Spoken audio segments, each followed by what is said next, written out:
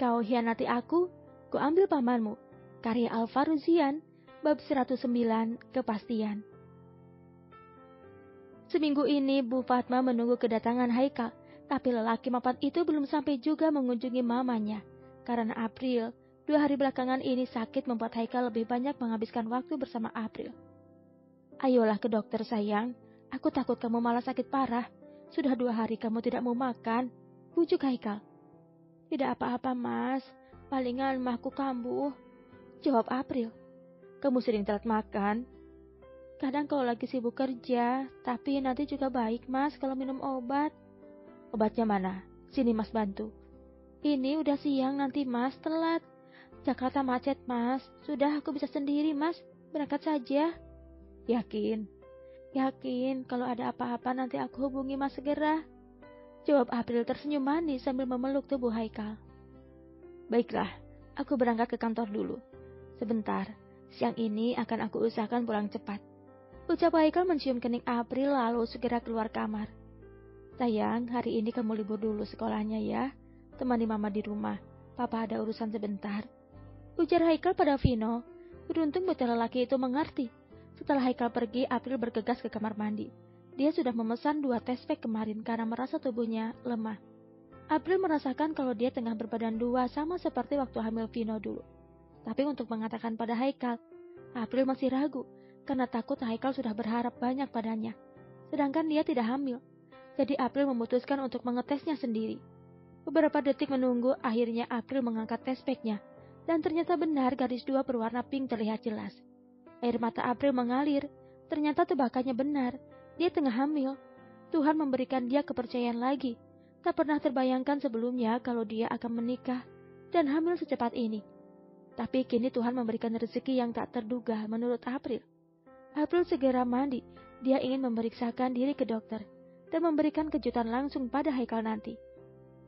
Sayang, segera mandi temani bunda ke rumah sakit, ucap April pada Vino. Rumah sakit? Bunda sakit? Tanya Vino tak mengerti. Tidak, hanya memastikan sesuatu. Ayo, ucap April dan diangguki patuh oleh bocah tersebut. Sementara itu, di rumah sakit.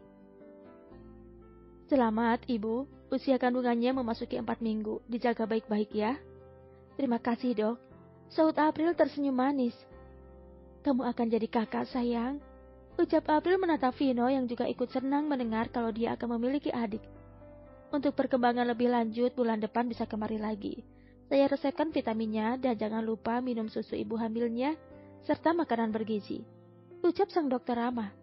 Setelah memeriksakan diri, April segera pamit. Dia sudah tidak sabar memberitahu kabar gembira ini untuk suaminya. Kita ke kantor papa sayang, pasti papa senang dapat kabar ini. Ujar April menggenggam tangan Vino di dalam taksi. Ma, aku sedang sibuk. Ucap Haikal saat melihat mamanya dan Anggi masuk ke dalam ruangannya. Ingin sekali Haikal mengatakan kalau dia sudah menikah. Tapi mulai dari mana? Kal, sopan sedikit. Mama tidak akan kemari kalau kamu pulang dan mengangkat telepon mama. Kesal Bu Fatma. Mama tahu kan aku banyak sekali pekerjaan. Tolong mengerti aku, Ma. Aku tidak bisa meladeni mama saat ini. Mama hanya butuh kepastian, Kal. Mama sudah bawa Anggi kemari. Kepastian apa, Ma? Aku tidak ada janji apapun pada Mama. Kepastian untuk nikahi Anggi. Pintu ruangan Haikal terbuka dan semua mata tertuju pada April yang menggenggam tangan Vino serta menenteng tas Hermes pemberian Haikal. Nikahi Anggi, ulangi Bu Fatma, membuat April terdiam kaku. Sayang, gumam Haikal. Bunda, ujar Vino saat melihat bundanya hanya diam di depan pintu tanpa melangkah ke arah papanya.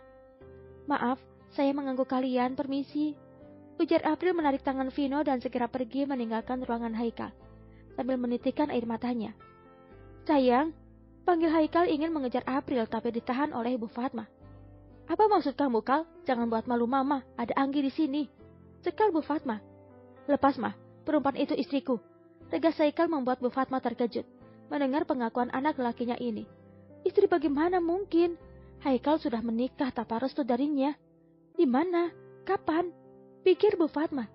Haikal segera menepis tangan mamanya dan mengejar April keluar. Tante, apa-apaan ini? Haikal sudah menikah. Tante membohongi saya. Rengek Anggi. Maaf sayang, tante juga tidak tahu.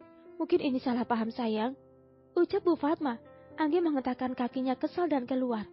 Anggi, maafkan tante, Anggi, kejar Bu Fatma. Tapi tak digubris oleh Anggi, dia terus pergi meninggalkan Bu Fatma. Anggi, dengarkan dulu penjelasan tante. Tante bisa minta Haikal untuk menceraikan istrinya nanti. Haikal anak penurut, Anggi, ucap Bu Fatma terus mengejar Anggi.